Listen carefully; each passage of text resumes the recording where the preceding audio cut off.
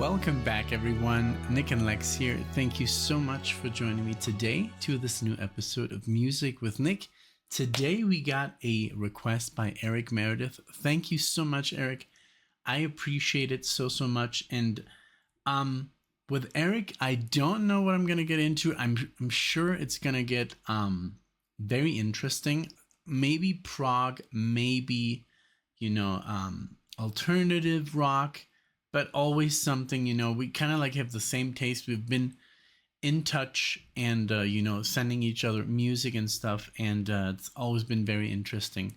I got him on a different, I got him on a certain style of progressive metal. And I don't know what he's, checking out. But he's also sent me some amazing progressive metal. And by metal, I don't want to scare you off. It's not going to be like, that kind of stuff. It's really sophisticated rock with, maybe a little bit more distortion than usual and, crazier technical, parts than, but still deeply within the progressive rock world, If you like progressive rock, I'm sure you like progressive metal. Metal, I know, is a word that gets misinterpreted quite a lot.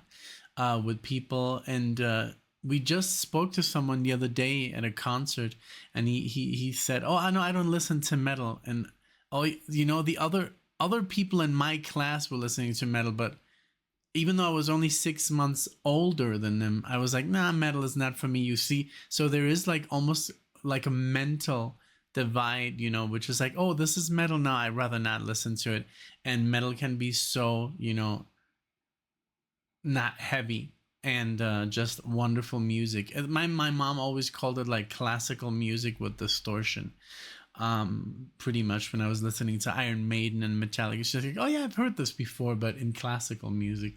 So yeah, don't let metal discourage you. But well, we're getting off into a segment that I should maybe make a video about. But yeah, today we're gonna listen to the band called Circle Link, and also this is Christian NeSmith,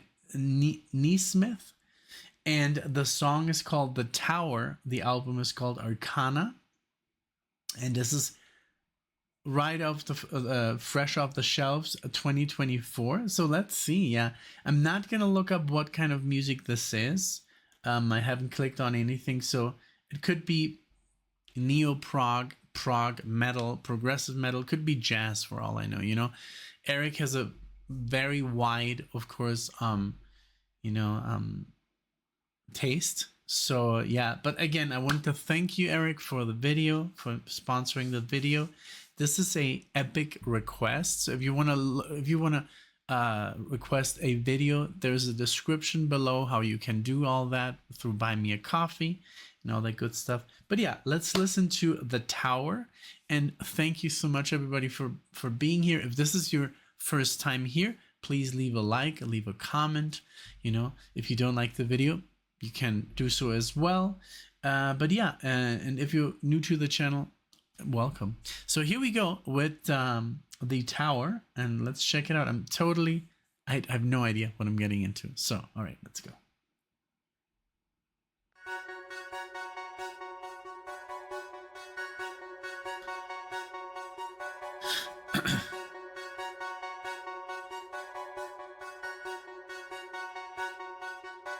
Strange, it was everything you had. Change isn't ever what you plan. Light into the darkest places will one day shine.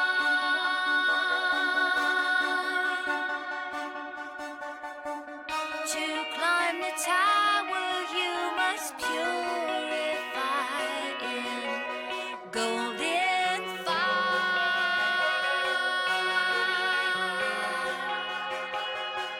To climb the tower, you must carry on with wide open eyes.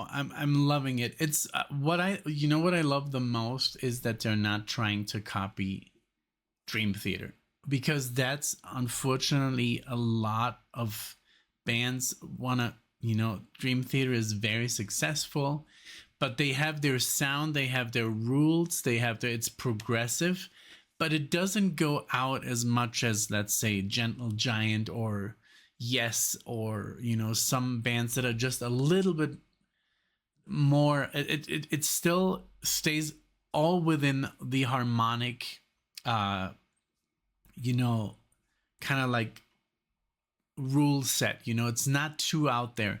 Dream Theater can be, listened to by pretty much anyone, any fan of rock music like Rush or metal or anything.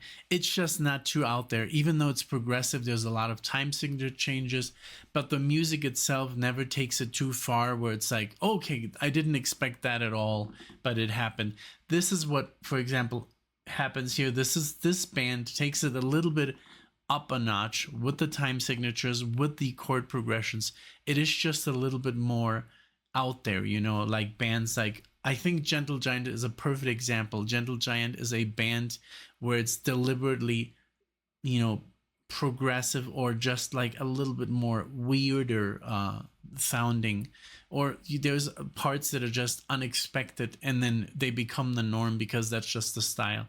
But I love that. First of all, the female singer here, she really, really nails it. And, but yeah, there's a lot of music going on. There's a lot of changes, and it's really, really interesting. But I love that they're not trying to copy off the success of these other recent bands like Porcupine Tree or Tool or Dream Theater, all the big progressive metal bands. And I wouldn't really call this like metal. I think I would call it just newer, like neo prog. But with a heavier twist, but I wouldn't call it just like metal.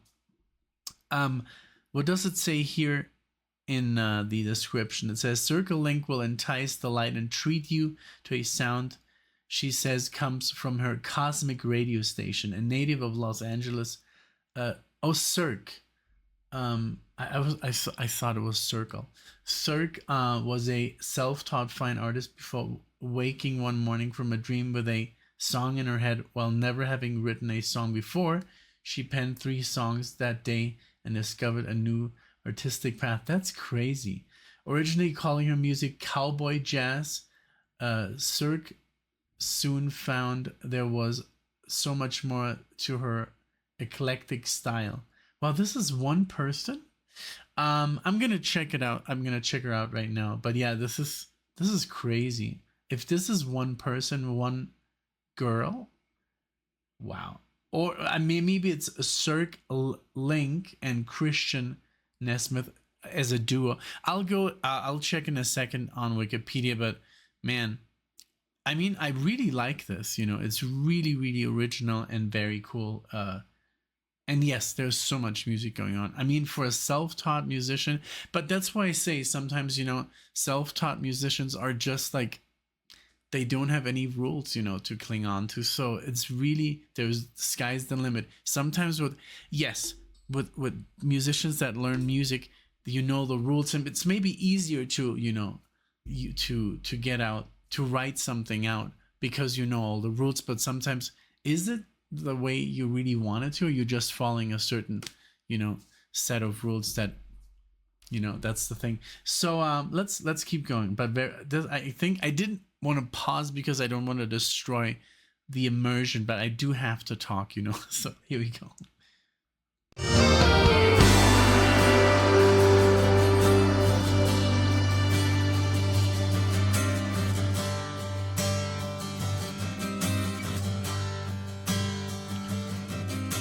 Strange, it was every day you lived. Change, ever waiting like a gift. Find a tender cataclysm in every smile.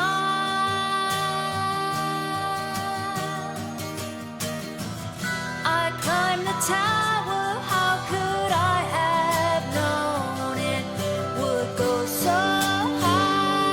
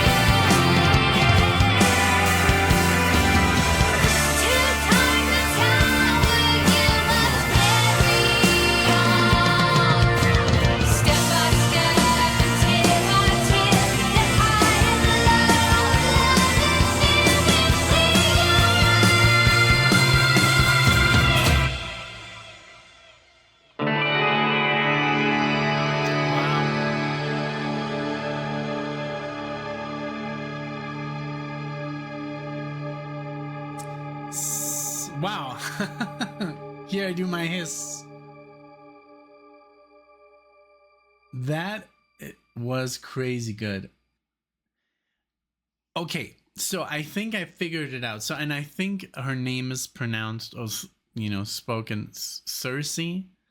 I don't know. You guys correct me, please, because I have my language barrier. So this, it looks like, so CIRCE and Christian, they've worked separately, and then now they've joined forces, and I think this is what came out of this project. Because I mean, look, she's been a solo artist for a while, and she has influences from the genres, Bob Willis, Bowie, Patti Page, Patti Smith, ABBA, Frank Zappa. I can hear some ABBA there. The voice is very high pitched, or Patti Smith, Bowie.